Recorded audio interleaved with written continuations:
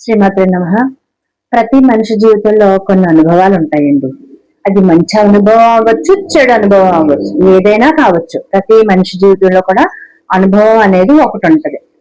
మనం చిన్నప్పుడు చిన్నగా ఉన్నాం, పెద్దదిగాక 10 ఏళ్ళకి 15 ఏళ్ళకి అలా అలా పెరుగుతా వచ్చాం అనమాట. అంటే చిన్నప్పటి నుంచి ఇప్పటి వరకు చాలా పెరుగు అంటే మన లైఫ్ ఇంచుమించు కొన్ని సంవత్సరాలు ప్రయాణం చేసింది కదండి. మన శరీరం కొన్ని సంవత్సరాలు ప్రయాణం చేసింది. ఈ కొన్ని సంవత్సరాల ప్రయాణంలో మనం ఎన్ని నేర్చుకొని ఉంటాం కదండి. ఎన్ని నేర్చుకున్నా కూడా మనం ఒకలాగే ఉంటాం అంటే ఫేసెస్ మారొచ్చేమో కానీ ఆ మనకి సంబంధించిన విషయాలు ఏది మారవు. తల్లిదండ్రులు మారరు, అక్క చెల్లెళ్ళు మారరు, మన చదువు మారదు, ఏది మారదు కదండి. అందులో మనం నేర్చుకునేది అనుభవం అన్నమాట. ఎప్పుడు కూడా అనుభవం అనేది మనం ఎదిగే ప్రయాణాన్ని బట్టి, మన వయసుని బట్టి రావచ్చేమో కానీ మనం చేసే ప్రయాణాన్ని బట్టి రాదండి.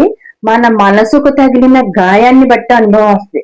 కొంతమంది మోసం చేసే వాళ్ళు తగులుతారు, కొంతమంది ప్రేమించే వాళ్ళు తగులుతారు, కొంతమంది మన వైపే మాట్లాడుతూ మనల్ని తిట్టే వాళ్ళే తగులుతారు, కొంతమంది మన దగ్గర ఒకలా నటిస్తారు, బయట ఒకలా నటిస్తారు. ఇలా చాలా మంది చాలా రకాలుగా డబ్బు కోసం మోసం చేసేవాళ్ళు, ప్రేమ కోసం మోసం చేసేవాళ్ళు, ఫుడ్ కోసం మోసం చేసేవాళ్ళు, ఉండడం కోసం మోసం చేసేవాళ్ళు ఉంటారు. అలాగని ప్రేమ కోసం ఆదరించే వాళ్ళు ఉంటారు.